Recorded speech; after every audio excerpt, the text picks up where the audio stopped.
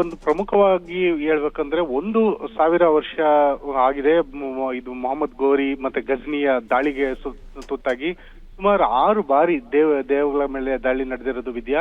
ಹೀಗಾಗಿ 6 ಬಾರಿ ದಾಳಿ ನಡೆದಿದ್ರು ಕೂಡ, ನಿರಂತರವಾಗಿ ದಾಳಿಗಳಿಗೆ ತುತ್ತಾಗಿದ್ರು ಕೂಡ ಸೋಮನಾಥ ದೇಗುಲ ಮತ್ತೆ ಮತ್ತೆ ಪುನರ್ ನಿರ್ಮಾಣಗೊಂಡಿದೆ. ಜೊತೆಗೆ 6 ಬಾರಿ ದಾಳಿ ನಡೆಸಿದ ಸಂದರ್ಭದಲ್ಲೂ ಕೂಡ ಗಜ್ನಿ ಮತ್ತು ಆತನ ವಂಶಸ್ಥರಿಂದ ದಾಳಿಗೊಳಗಾಗಿದ್ದ ಸಂದರ್ಭದಲ್ಲಿ ಪ್ರತಿ ಬಾರಿಯೂ ಭಾರಿ ಪ್ರಮಾಣದ ಬಂಗಾರದ ಒಂದು ನಿಧಿ ಏನು ದೇವಾಲಯದಲ್ಲಿ ಸಂಗ್ರಹ ಆಗಿತ್ತು ಆ ಎಲ್ಲದನ್ನು ಲೂಟಿ ಹೊಡೆಯಲಾಗಿತ್ತು. ಪ್ರತಿ ಬಾರಿ ಲೂಟಿಯಾದ ನಂತರನೂ ಕೂಡ ದೇವಾಲಯ ಪುನರ್ ನಿರ್ಮಾಣಗೊಂಡು ಇಂದಿಗೂ ಕೂಡ ಭವ್ಯವಾಗಿದೆ. ಈ ಒಂದು ದೇವಾಲಯ ಕೊನೆಯ ಬಾರಿ ದಾಳಿಗೊಳಗಾಗಿ ಈಗ 1,000 ವರ್ಷ ಆಗಿದೆ.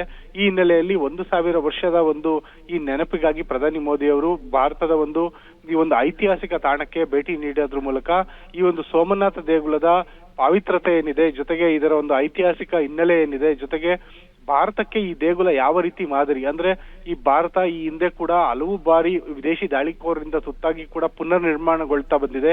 ಕೇವಲ ಸೋಮನಾಥ ದೇಗುಲ ಇದಕ್ಕೆ ಸಾಕ್ಷಿಯಾಗಿ ನಿಂತಿದೆ. ಭಾರತ ಎದುರಿಸಿದಂತ ವಿದೇಶಿ ದಾಳಿಗಳಿಗೆ ಎಲ್ಲಾ ದಾಳಿಗಳಿಗೂ ಸೋಮನಾಥ ದೇಗುಲ ಒಂದು ಸಾಕ್ಷಿಯಾಗಿ ನಿಂತಿದೆ ಅಂತ ಪ್ರಧಾನಿ ಮೋದಿ ಅವರು ಇದನ್ನ ಈ ಸಂದರ್ಭದಲ್ಲಿ ಶ್ಲಾಘಿಸ್ತಾ ಇದ್ದಾರೆ.